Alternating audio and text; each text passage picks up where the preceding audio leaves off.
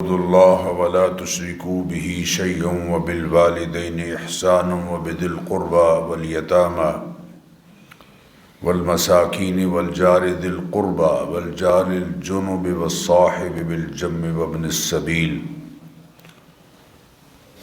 الآية صدق اللہ العظیم۔ درود شریف پڑھ لیجئے سب حضرات۔ اللہم صلی وسلم۔ گزرنے کے ساتھ ساتھ ہم اپنی معاشرتی روایات کو بھولتے جا رہے ہیں، چھوڑتے جا رہے ہیں۔ آج انہی روایات میں سے ایک قدر، ویلیو اور روایت کے حوالے سے چند باتیں عرض کی جائیں گی۔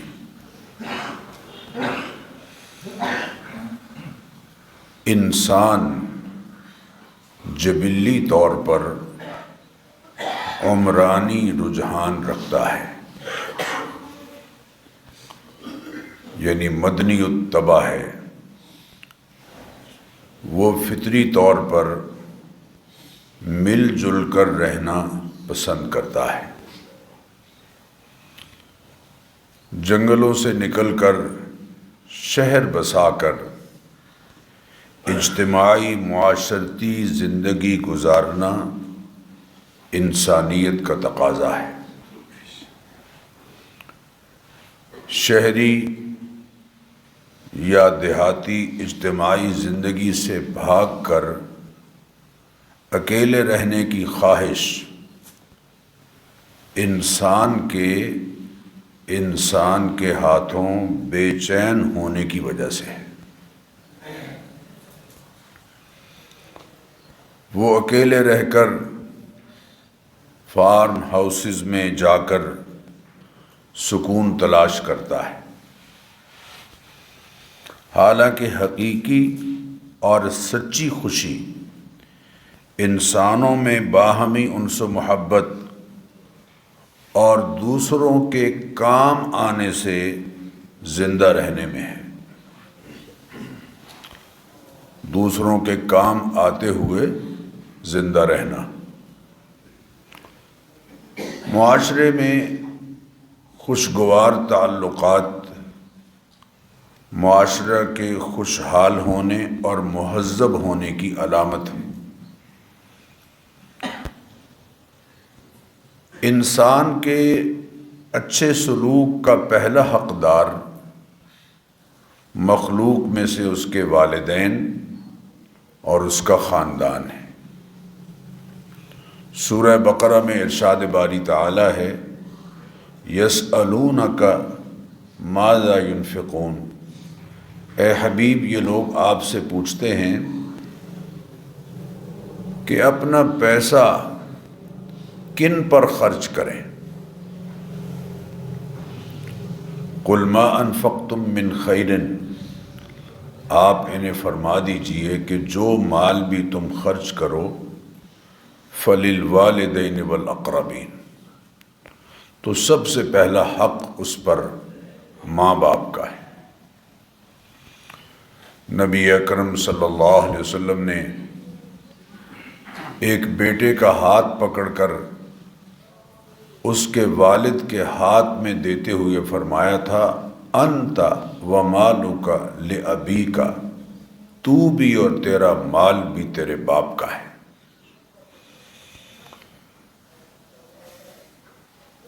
بلکہ ایک جگہ ارشاد فرمایا کہ ماں باپ کے ساتھ اچھا سلوک کرو۔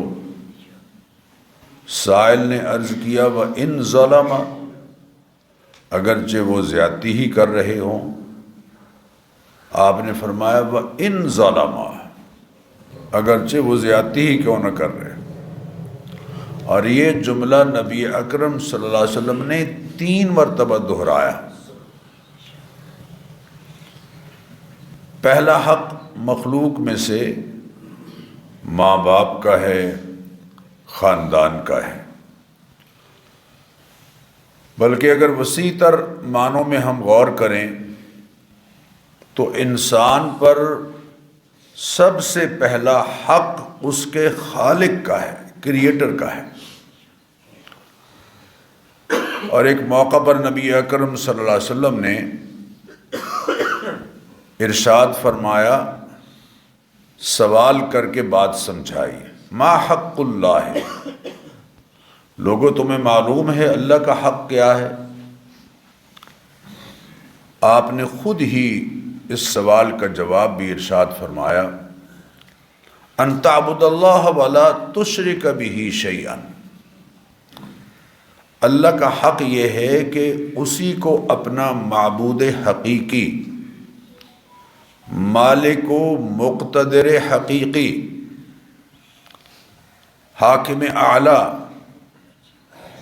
اور تمام تر فیصلوں کا مختار اللہ کو مانا جائے، اور اس کی ذات، اس کی صفات، اس کی قدرت، اس کے علم اور اس کے اختیار میں کسی اور کو اس کا سانجی نہ مانا جائے۔ جو آیت میں نے پڑھی ہے اس کا آغاز بالکل اسی بات سے ہو رہا ہے، وَاعْبُدُوا اللَّهَ وَلَا تُشْرِكُوا بِهِ شَيْئًا، اللہ کی عبادت کرو، عبادت کے جتنے طریقے اور جتنے انداز انسانوں کے ہاں موجود ہیں وہ صرف اور صرف اللہ کے لیے ہونے چاہیے۔ مثلاً آدمی جبین نیاز جھکاتا ہے، سجدہ اللہ کے سوا کسی اور کے لائق نہیں، تعظیماً جھکتا ہے، اللہ کے سوا کسی اور کے سامنے نہیں جھکنا ہے۔ یہ رکوع کی حد تک بعض قوموں میں شکریہ ادا کرنے کے لیے جھکنے کا رواج ہے، رکوع کی حد تک جھک جاتے ہیں شکریہ ادا کرتے ہوئے۔ ہمارے دین میں اس کی اجازت قطعاً نہیں ہے۔ مخلوق میں پہلا حق میں نے عرض کیا والدین کا ہے، پھر خاندان کے دیگر افراد کا ہے۔ اسی آیت میں فرمایا کہ وَبِالْوَالِدَيْنِ إِحْسَانًا وَبِذِي الْقُرْبَى، والدین کے ساتھ تمہارا حسن سلوک جاری رہے۔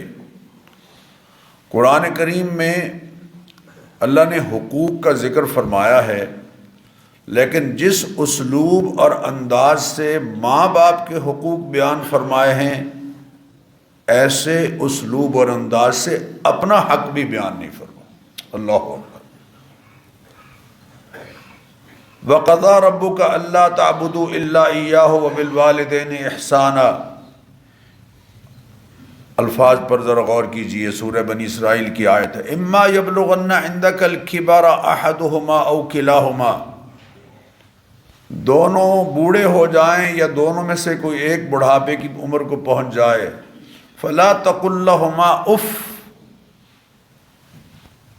اف تک تم نے نہیں کہنی ہے۔ اب اف تک نہیں کہنی، اس سے ساری بات مکمل ہو جاتی ہے، لیکن تاکید کا انداز دیکھیے، پہلے کہا لا تقل لہما اف، ان کو اف تک نہیں کہنا، ولا تنہرہما، انہیں جھڑکیاں نہیں دینی، وقل لہما قولا کریما، ان کے ساتھ نرم لہجے میں محبت بھرے انداز سے بات کرنی ہے، وَاخْفِضْ لَهُمَا جَنَاحَ الذُّلِّ مِنَ الرَّحْمَةِ، اور اپنا پہلو شفقت کے ساتھ محبت کے ساتھ ان کے آگے پست رکھنا ہے۔ وَقُلْ رَبِّ ارْحَمْهُمَا كَمَا رَبَّيَانِي صَغِيرًا، اور ان کے لیے دعائیں کرنی ہیں، دعا کرنی ہے کہ پروردگار جیسے انہوں نے بچپن میں مجھے پالا پوسا، میری ضرورتوں کا خیال رکھا، تو اپنے کرم سے ان پر رحم فرما۔ 5 باتیں الگ الگ بیان کی، ایسا انداز کسی اور کے بارے میں پورے قرآن کریم میں نہیں۔ وَبِذِي الْقُرْبَى، اور رشتہ داروں کے ساتھ، اور فرمایا نبی اکرم صلی اللہ علیہ وسلم نے الاقرب فالاقرب، جو جتنا زیادہ قریبی رشتہ دار ہے اتنا زیادہ لحاظ اس کا ہوگا۔ دوسرے نمبر پر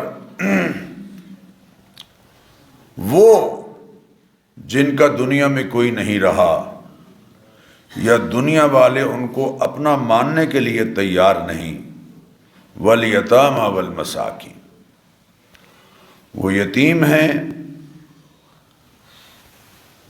یتیم کا لفظی معنی اکیلے کے ہیں، جو اکیلا رہ گیا ہے۔ انسانوں میں وہ بچہ کہ جس کی بلوغت سے پہلے اس کا باپ فوت ہو جائے اسے یتیم کہتے ہیں، اور جانوروں میں جس کی ماں مر جائے اسے یتیم کہتے ہیں۔ اور لا یتم بعد البلوغ، بالغ ہونے کے بعد یتیمی ختم ہو جاتی۔ اور اللہ اکبر،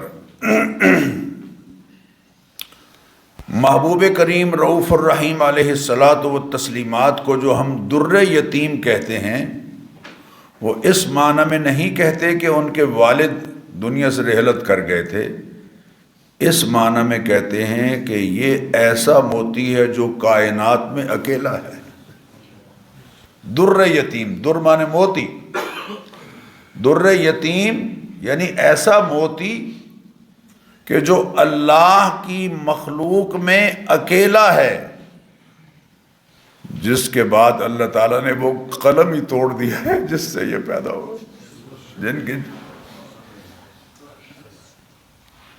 جس سے ان کی پیدائش کا فیصلہ کیا، اکیلے۔ تو پھر وہ کہ جن کا کوئی نہیں یا جن کو کوئی اپنا بنانے کے لیے تیار نہیں، یتامى اور مساکین۔ تیسرے نمبر پر پڑوسی ہیں۔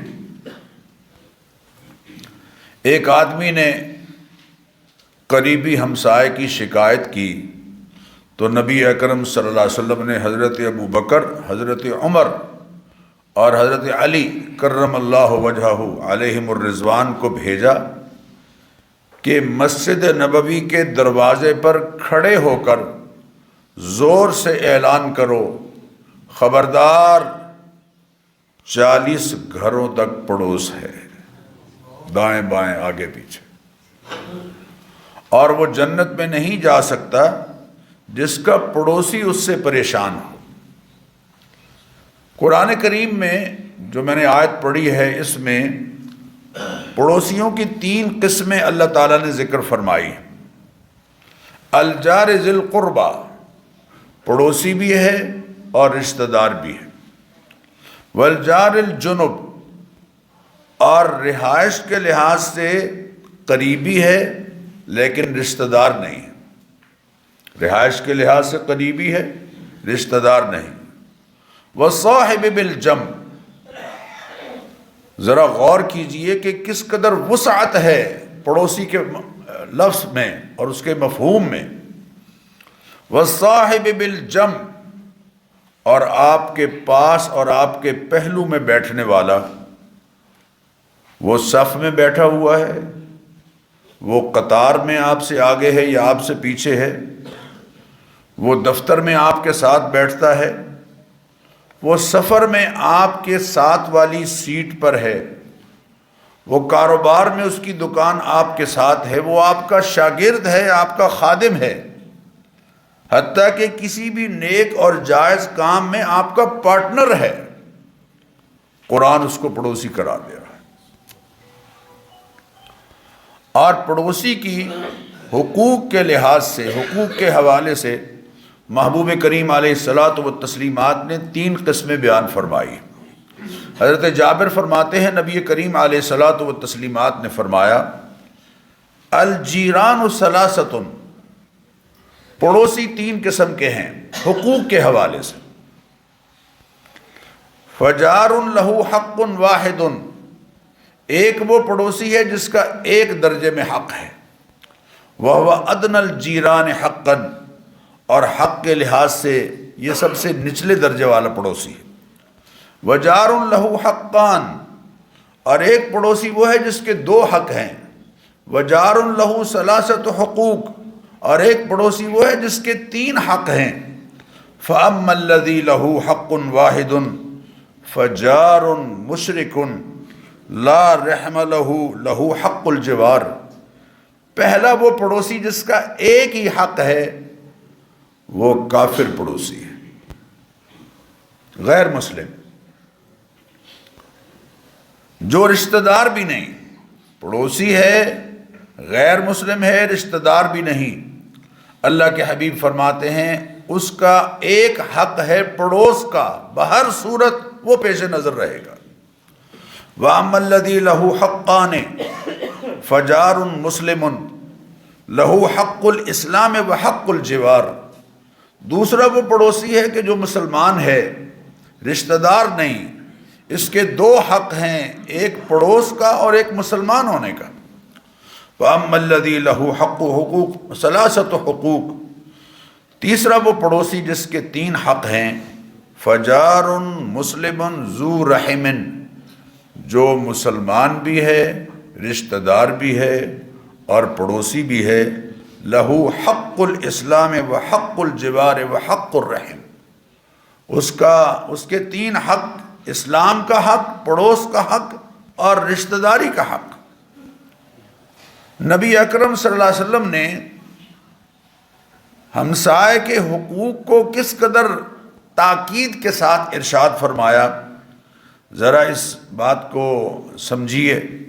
سیدنا ابو ہریرہ رضی اللہ تعالیٰ عنہ فرماتے ہیں نبی کریم علیہ الصلاۃ والتسلیمات ایک دن صحابہ میں تشریف فرما تھے، تو آپ نے فرمایا من یاخذ منی ہؤلاء الکلمات فیعمل بہن او یعلم من یعمل بہن، فرمایا کون ہے جو مجھ سے یہ کلمات لے گا اور ان پر خود بھی عمل کرے گا، یا جو عمل کرنا چاہ رہا ہے اس کو سکھائے گا، خود بھی عمل کرے اور لوگوں تک بھی کنوے کرے۔ 5 باتیں ارشاد فرمائیں۔ پہلی بات فرمایا اتق المحارم تکن اعبد الناس، حرام چیزوں کو چھوڑ دے تو انسانوں میں سے سب سے زیادہ عبادت گزار ہو۔ ہمارے شیخ فرمایا کرتے تھے کہ اللہ کا ولی بننے کے لیے زیادہ تسبیحات اور زیادہ نوافل پڑھنا ضروری نہیں ہے، حرام چھوڑ دو، اگلے ہی قدم پر تم اللہ کے ولی ہو۔ الا ان اولیاء اللہ لا خوف علیہم ولا هم يحزنون الذین آمنوا وکانوا یتقون۔ تقوی اور حسنات دونوں میں فرق ہے، ایک ہے نیکوکار جو نیکیاں بجا لاتا ہے، اور ایک ہے متقی۔ نیکوکار وہ ہے جو نیکیاں بجا لاتا ہے، یقیناً اچھا ہے، اور متقی وہ ہے جو گناہ چھوڑ دیتا ہے۔ اتق المحارم تکن اعبد الناس، محارم کو، محرمات کو، جو اللہ تعالیٰ نے جن چیزوں سے روکا ہے ان سے رک جا، تو سب سے زیادہ انسانوں میں عبادت گزار شمار ہوگا۔ وَارْضَ بِمَا قَسَمَ اللَّهُ لَكَ تَكُنْ أَغْنَى النَّاسِ، جو اللہ نے تیرے لیے لکھ دیا ہے اس پر راضی ہو جا، تو انسانوں میں سب سے زیادہ غنی ہوگا۔ اللہ اکبر۔ محنت کرنے سے کسی نے نہیں روکا، محنت کر، محنت کا میدان تیرے لیے کھلا ہے۔ حضور اکرم صلی اللہ علیہ وسلم نے فرمایا طلب و کسب الحلال فریضۃ بعد الفریضہ، رزق حلال حاصل کرنے کے لیے کوشاں رہنا یہ بھی ایسے ہی فرض ہے جیسے کہ نماز فرض ہے۔ لیکن نماز یعنی حقوق اللہ ادا کرنے کے بعد پھر رزق حلال کے لیے کوشش کر، وابتغوا من فضل اللہ، اللہ کا فضل تلاش کرو۔ قرآن کریم میں وَارْضَ بِمَا قَسَمَ اللَّهُ لَكَ، لیکن تمام تر کوشش کے باوجود جو کچھ تجھے میسر آ رہا ہے اللہ نے تیرے لیے یہ لکھ دیا ہے، اب تو اس پر راضی ہو جا، تو سب سے زیادہ غنی بن جائے گا۔ وَأَحْسِنْ إِلَىٰ جَارِكَ تَكُنْ مُؤْمِنًا، تیسری بات، اپنے ہمسائے کے ساتھ اچھا سلوک کر، تو مومن شمار ہوگا۔ مومن، المؤمن من امنہ الناس دماءہم واموالہم، حضور نے فرمایا مومن حقیقت میں وہ ہے کہ جس سے لوگوں کی عزت و ناموس، دماءہم خون اور مال محفوظ ہو جائے۔ وَأَحِبَّ لِلنَّاسِ مَا تُحِبُّ لِنَفْسِكَ تَكُنْ مُسْلِمًا، اور انسانوں کے لیے وہی پسند کر جو تو اپنے لیے پسند کرتا ہے، تو کامل مسلمان کہلائے گا۔ المسلم من سلم الناس من لسانہ و یدہ، ایک حدیث میں تو یہ ہے نا کہ المسلم من سلم المسلمون من لسانہ و یدہ، مسلمان حقیقت میں وہ ہے کہ جس کی زبان سے اور اس کے ہاتھ سے دوسرے مسلمان محفوظ رہیں۔ ایک روایت میں من سلم المسلمون کی جگہ من سلم الناس، پوری انسانیت جس کی زبان سے اور جس کے ہاتھ سے محفوظ رہے، زبان سے کوئی ایسا فیصلہ نہ کرے، زبان سے کوئی ایسی بات نہ کہے، اور ہاتھ سے کوئی قلم کے ذریعے سے ایسا فیصلہ نہ کرے اور کسی کے ساتھ ظلم اور زیادتی نہ کرے، تو وہ فرمایا کہ وہ ہے حقیقت میں کامل مسلمان۔ وَلَا تُكْسِرِ الضِّحْكَ فَإِنَّ كَثْرَةَ الضِّحْكِ يُمِيتُ الْقَلْبَ، اور کثرت سے کہہ مار کے نہ ہنستا رہا کر، اس لیے کہ یہ کہہ مار کے کثرت سے ہنسنا یہ دلوں کو مردہ کر دیتا ہے۔ لوگ کہتے ہیں جناب پھیپھڑے خالی کرنے کے لیے ہم ذرا کہہ مارتے ہیں، تو پھیپھڑے خالی کرنے کے لیے قرآن کریم کی اونچی آواز سے تلاوت بھی کی جا سکتی، بلند آواز سے تلاوت کریں، اذان کہیں، لمبے لمبے سانس لیں، صبح سورج جب نکل رہا ہو سورج کی طرف رخ کر کے، آپ کے پھیپھڑے خالی ہو جائیں گے۔ تو ضروری نہیں ہے کہ قہقہہ ہی ماریں ہر بات پر، صاف فضا میں وقفے وقفے سے سانس لینا یہ یقیناً جسم کی کارکردگی کو بڑھا دیتا ہے۔ آپ اگر کام کر رہے ہیں تو عموماً سانس ذرا کم لیا جاتا ہے، زور سے سانس لیں، 5-10 سانس زور سے لیں اور اٹھ کے بیٹھ جائیں، پھر اپنا کام شروع کر دیں۔ پڑوسی کا حق ادا کرنے پر زور کی کیفیت اللہ کے حبیب نے کیسے بیان فرمائی، ذرا غور کیجئے۔ حضور اکرم صلی اللہ علیہ وسلم نے فرمایا ما زال جبریل یوصینی بالجار حتی ظننت انہ سیورثہ، جبریل مسلسل مجھے ہمسائے کے بارے میں اچھا سلوک کرنے کا کہتے رہے، بار بار کہتے رہے، حتیٰ کہ میں گمان کرنے لگا کہ کہیں اس کو وراثت میں بھی شریک نہ کر دیں۔ اور جار کا یعنی پڑوسی کا اطلاق جیسے مسلمان پر ہوتا ہے ویسے ہی کافر پر بھی ہو رہا ہے، جیسے دوست پر ہوتا ہے ویسے دشمن پر بھی ہو رہا ہے۔ ہمسائے کے چند اخلاقی حقوق اللہ کے حبیب صلی اللہ علیہ وسلم نے متعین فرمائے۔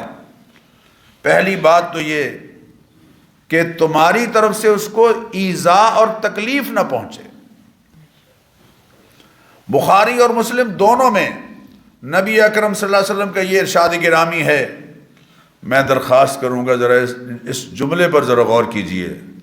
اللہ کے حبیب نے فرمایا واللہ لا یؤمن، مجھے اللہ کی قسم ہے وہ ایماندار نہیں، واللہ لا یؤمن، مجھے اللہ کی قسم ہے وہ صاحب ایمان نہیں، واللہ لا یؤمن، مجھے اللہ کی قسم ہے وہ ایماندار نہیں۔ یا رسول اللہ، یہ کون ہے محروم القسمت جس کے بارے میں آپ 3 مرتبہ ارشاد فرما رہے ہیں کہ وہ ایماندار کہلانے کا حقدار نہیں؟ قیل من یا رسول اللہ، تو آپ نے فرمایا الذی لا یأمن جارہ بوائقہ، جس کے شر سے اس کے ہمسائے محفوظ نہیں، وہ کاغذوں میں تو ایماندار ہوگا لیکن حقیقت نہیں ایماندار۔ 3 مرتبہ قسم کے ساتھ۔ اور صحیح مسلم میں نبی اکرم صلی اللہ علیہ وسلم کا یہ ارشاد گرامی ہے، سیدنا ابو ہریرہ رضی اللہ تعالیٰ عنہ اس حدیث کے راوی ہیں، فرماتے ہیں اللہ کے حبیب نے فرمایا لا يدخل الجنہ من لا یأمن جارہ بوائقہ، وہ آدمی جنت میں نہیں جائے گا جس کے ہمسائے اس کے شر سے محفوظ نہ ہو۔ اور قیامت میں فریقین کا پہلا معاملہ جس کی دربار خداوندی میں پیشی ہوگی، یعنی فریقین کا وہ معاملہ کہ جس کی اللہ تعالیٰ کے دربار میں قیامت کے دن پیشی ہوگی، وہ کیا ہے؟ اللہ کے حبیب فرماتے ہیں اول الخصمین یوم القیامت الجاران، قیامت کے دن پہلا مقدمہ جو اللہ کے حضور میں پیش ہوگا وہ دو پڑوسیوں کا پیش ہوگا۔ پڑوسی کے حق میں کمی یہ جنت سے محرومی ہے۔ قال رجل یا رسول اللہ ان فلانۃ تذکر من صلاتها وصیامها وصدقتها غیر انها توزی جیرانها بلسانها، ایک آدمی نے آ کے عرض کیا یا رسول اللہ ایک خاتون ہے، اس کی نمازوں کا بڑی شہرت ہے، اس کے روزوں کی بڑی شہرت ہے، وہ بڑے نوافل پڑھتی ہے، وہ بڑے نفلی روزے رکھتی ہے، وہ صدقہ و خیرات بہت کرتی ہے، لیکن اس کی زبان سے اس کے پڑوسی محفوظ نہیں ہیں، ان کو تکلیف پہنچتی ہے۔ آپ نے فرمایا ہی فی النار، یہ جہنم میں ہے۔ قالوا یا رسول اللہ، اللہ کے حبیب صلی اللہ علیہ وسلم کی بات سن کر صحابہ کے کان کھڑے ہوئے۔ صحابہ نے پھر عرض کیا کہ یا رسول اللہ ان فلانۃ تذکر من قلت صیامها وصدقتها وصلاتها ولا توزی بلسانها جیرانها، ایک اور عورت کے بارے میں اس کا ذکر کیا جاتا ہے کہ وہ روزے نفلی کم رکھتی ہے، صدقہ بھی کم کرتی ہے لیکن کم کرتی ہے، نفلی نمازیں فرض تو پڑھتی ہے، نفلی نمازیں بھی کم پڑھتی ہے، لیکن اس کی زبان سے اور اس کے عمل سے اس کے پڑوسیوں کو کبھی تکلیف نہیں پہنچی۔ اللہ کے حبیب نے فرمایا یہ جنت میں جائے گی۔ پڑوسیوں کو تکلیف دینا، ذرا اس جملے پر بھی غور کیجئے، پڑوسیوں کو تکلیف دینا اللہ کے حبیب فرماتے ہیں میرا دل دکھانا ہے۔ اللہ اکبر۔ فرمایا من آذا جارہ فقد آذانی، جس نے اپنے پڑوسی کو تکلیف پہنچائی اس نے مجھے تکلیف پہنچائی۔ ومن آذانی فقد آذ اللہ، جس نے مجھے تکلیف پہنچائی وہ اللہ تعالیٰ کو تکلیف پہنچا رہا۔ ومن حارب جارہ فقد حاربنی، جس نے اپنے پڑوسی سے لڑائی کی اس نے مجھ سے لڑائی کی۔ ومن حاربنی فقد حارب اللہ، اور جس نے مجھ سے جنگ کی اس نے اللہ سے جنگ کی۔ اونچی آواز سے ڈیک بجانا، ایسا کتا رکھنا جو بھونک رہا ہے مسلسل اور ہمسائے کے بچے ڈر رہے ہیں، اونچی آواز سے گالیاں دینا تو ویسے ہی بڑا عیب ہے، لیکن اتنی زور سے کہ ساتھ کے ہمسائے جو ہیں وہ بھی سن رہے ہیں، یا ملازمین کا اتنا شور کہ جس سے ہمسایہ تنگ ہے،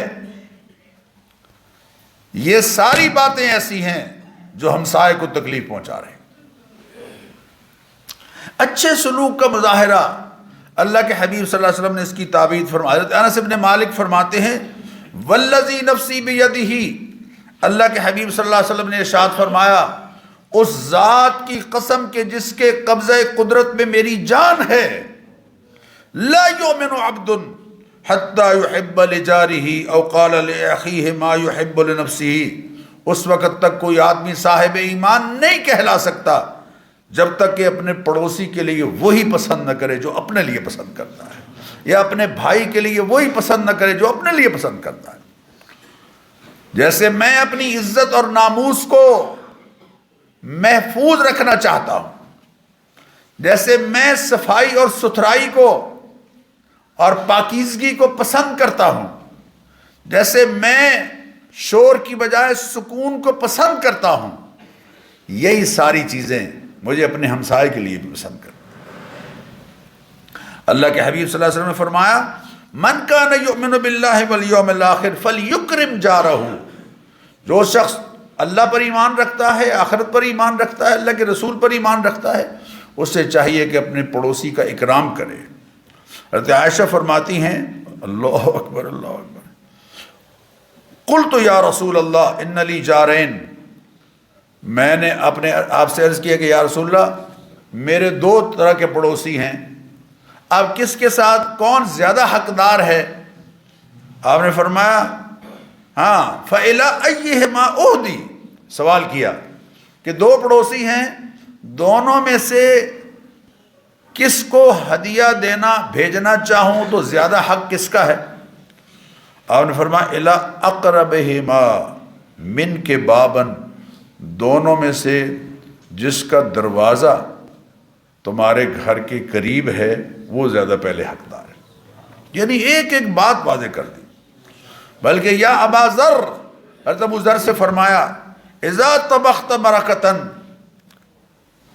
جب کبھی تو کوئی شوربے والا سالن پکائے، اللہ اکبر، فاکثر ماءها، پانی ذرا زیادہ ڈال لیا کر، وتعاہد جیرانک، اور اپنے پڑوسی کا خیال رکھا کر، اس کی طرف بھی کو ہدیہ کر کے بھیج دیا کر۔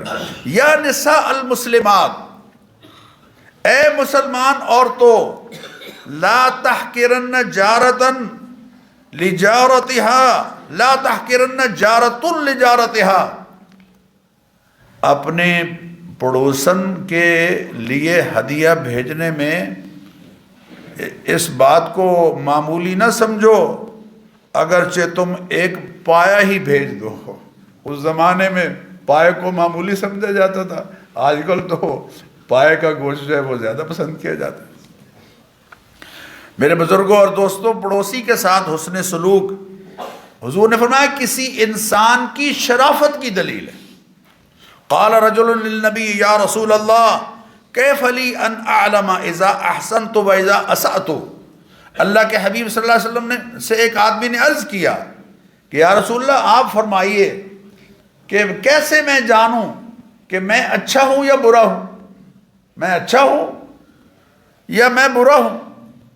تو اللہ کے حبیب صلی اللہ علیہ وسلم نے فرمایا اذا سمعت جیرانک یقولون قد احسنت فقد احسنت، سبحان اللہ، جب تو اپنے بارے میں اپنے پڑوسیوں سے سنے کہ یہ بندہ اچھا ہے تو سمجھ لے تو اچھا ہے۔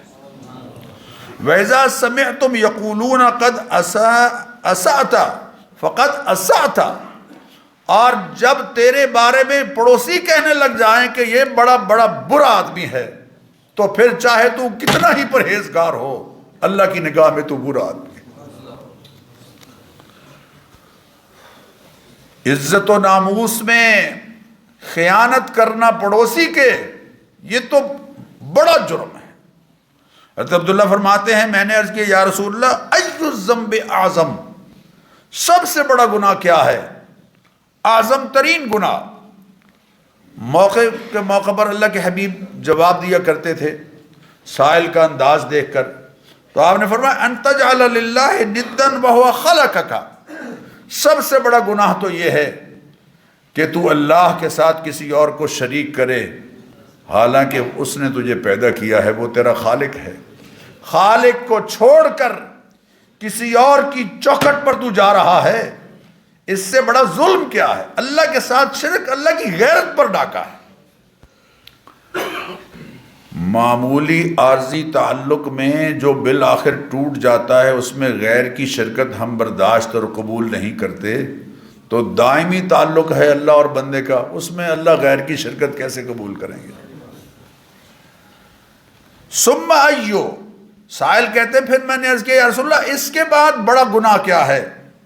ان تقتل ولدک خشیۃ ان یاکل معک، تو اپنی اولاد کو اس ڈر سے قتل کرے کہ وہ تیرے ساتھ کھائیں گے۔ کیسے کھائیں گے؟ کہاں سے کھائیں گے؟ جب میں تو دنیا میں آ گیا ہوں، میں تو کھا رہا ہوں، لیکن آنے والوں کو نہیں آنا چاہیے، ان کے لیے روزی کہاں سے آئے گی؟ بندہ خدا جب تجھے اللہ کھلا رہا ہے تو انہیں بھی کھلائے گا۔ وسائل رزق بڑھاؤ، وسائل رزق بڑھاؤ، بجائے اس کے کہ افراد گھٹاؤ، وسائل رزق بڑھاؤ۔ اور پاکستان میں اس حوالے سے محنت نہیں ہو رہی، یہ ایک الگ موضوع ہے۔ وسائل رزق اور اللہ نے بڑھائے ہیں۔ جب لوگ کم تھے فی ایکڑ پیداوار کم تھی، جب لوگ بڑھ گئے ہیں فی ایکڑ پیداوار بڑھ گئی ہے اور بڑھتی چلی جا رہی۔ ثم ایو، پھر صحابی کہتے میں نے عرض کیا یا رسول اللہ اس کے بعد بڑا گناہ کیا ہے؟ اللہ اکبر، فرمایا ان تزنی حلیلۃ جارکا، تو اپنے پڑوسی کی بیٹی یا بیوی کے ساتھ بدکاری کرے، اس لیے کہ باہر اگر بدکاری کو 10 جگہ کرتا ہے، یہ بدکاری ان 10 جگہوں سے بھی زیادہ بھاری ہے، اور باہر اگر 10 جگہ چوری کرتا ہے، یہ چوری ان 10 پر بھاری ہے، اس لیے کہ یہ تو اس کی عزت و ناموس کا محافظ ہے۔ اس نے اگر حرکتیں شروع کر دی ہیں تو پھر پیچھے رہ کیا گیا؟ چند حقوق اللہ کے حبیب صلی اللہ علیہ وسلم نے اوپر تلے بیان فرمائے۔ فرمایا حق قال رسول اللہ صلی اللہ علیہ وسلم حق الجار، پڑوسی کے چند حقوق ہیں۔ پہلا حق یہ کہ ان مرض عدتہ، اگر وہ بیمار ہو جائے تو اس کی تیمارداری کرے۔ نبی اکرم صلی اللہ علیہ وسلم نے فرمایا جتنی دیر کوئی آدمی بیمار کی تیمارداری کے لیے جاتا ہے وہ جنت کے غرفے میں ہوتا ہے۔ اللہ اکبر اللہ۔ لیکن ہم نے تیمارداری کو بھی بڑا مشکل کر دیا ہے کہ تیمارداری کرنے جائیں تو پہلے کوئی چائے وغیرہ کا انتظام ہو اور جناب ساتھ میں کچھ نہ کچھ کھانے پینے کے لیے بھی ہو، تو یہ تیمارداری اس بیمار کے لیے مصیبت بن جاتی۔ یا زیادہ دیر لمبی دیر بیٹھے رہیں وہاں۔ وہ ایک بزرگ تھے اللہ والے، ان کے تیمارداری کرنے کے لیے لوگ آتے رہے جاتے رہے، ایک صاحب آگے ٹکی ہو کے بیٹھ گئے۔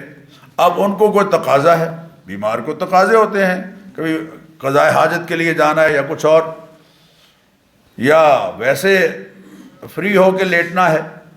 اب وہ جا نہیں رہے، بالآخر جب وہ جانے لگے تو حضرت میں دروازہ بند کر کے جاؤں؟ فرمایا ٹھیک ہے، باہر سے بند کر کے جانا۔ جاتے ہوئے باہر سے بند کر کے جانا۔